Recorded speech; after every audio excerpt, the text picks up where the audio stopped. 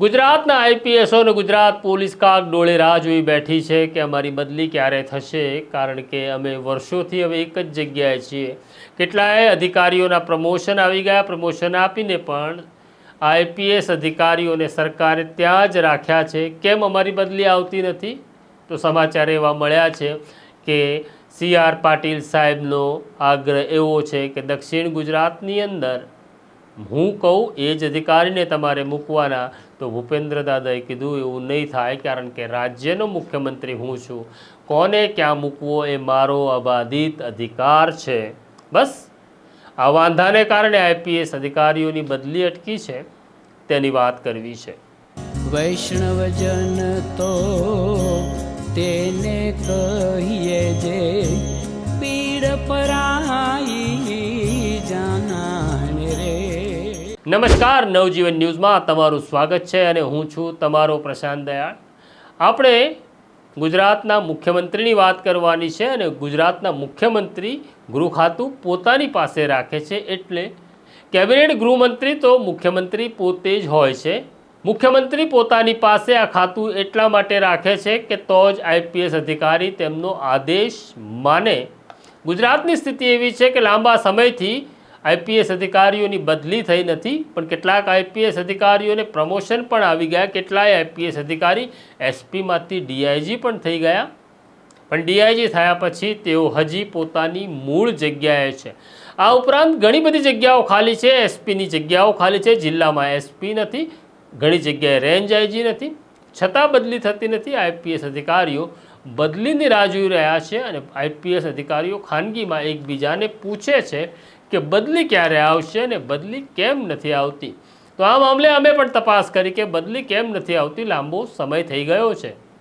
અમને પહેલાં તો એવું જાણકારી મળી કે છગનભાઈ હોય કે મગનભાઈ હોય, મુખ્યમંત્રીને શું ફેર પડે, બધા આઈપીએસે કામ તો કરવાનું જ છે, પણ છતાં જગ્યાઓ ખાલી છે, પ્રમોશન આવી ગયા છે, તો બદલી અનિવાર્ય છે। બદલી એટલા માટે થતી નથી એવી એક જાણકારી મળી કે પોતાને સર્વોપરી સમજતા અને પોતાને રાજ્યના સમકક્ષ મુખ્યમંત્રી માનતા CR પાટીલ ઈચ્છી રહ્યા છે કે બદલી ભલે થાય, પરંતુ દક્ષિણ ગુજરાત જે મારો ગઢ છે, આ ગઢમાં કયા આઈપીએસ અધિકારીને મૂકવા, કયા ડીવાયએસપીને મૂકવા, કયા પીઆઈને મૂકવા, એ તો હું જ નક્કી કરીશ, કારણ કે હજી હું ગુજરાત પ્રદેશનો પ્રમુખ છું, હું ભારતીય જનતા પાર્ટીનો પ્રમુખ છું, મને પૂછ્યા વગર બદલી ન થઈ શકે। CR પાટીલ સમાંતર સરકાર ચલાવે છે એવો અગાઉના મુખ્યમંત્રી પણ આરોપ મૂકી ચૂક્યા હતા। હવે સંબંધોમાં ફરી વખત એક તિરાડ આવી હોવાનું જાણકારો કહે છે। ભૂપેન્દ્ર પટેલ માને છે કે હું ગુજરાતનો મુખ્યમંત્રી છું, કયા આઈપીએસને જિલ્લો આપવો, કોને રેન્જ આપવી, કયા ડીવાયએસપીને ક્યાં મૂકવો, કયા ઇન્સ્પેક્ટરને ક્યાં મૂકવો, એ મારો અધિકાર છે। એકાદ બે ભલામણ તમારી હોય, ધારાસભ્ય તરીકે, નેતા તરીકે તો માનવામાં આવશે, પણ તમે એવું માનતા હો કે આખા દક્ષિણ ગુજરાતમાં તમે ઈચ્છો એવું થશે તો નહીં થાય, કારણ કે દક્ષિણ ગુજરાત એ કોઈ અલગ રાજ્ય નથી। દક્ષિણ ગુજરાત ગુજરાતનો એક ભાગ છે અને ગુજરાત પોલીસ અને ગુજરાતનો આખો હિસ્સો એ મારા તાબામાં છે। હવે હું નક્કી કરીશ કે કોણ ક્યાં જશે।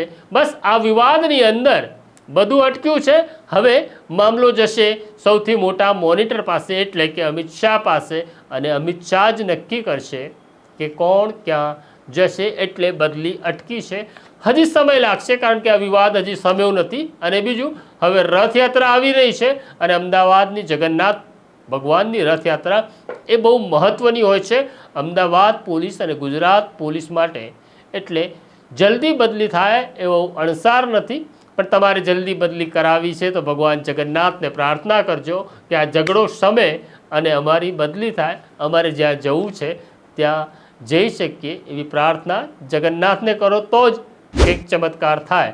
બાકી તો તમે જ્યાં છો ત્યાં મોજ કરો। આ છે ગુજરાત। નમસ્કાર। વૈષ્ણવજન તો તેને કહીએ જે પીડ પરાઈ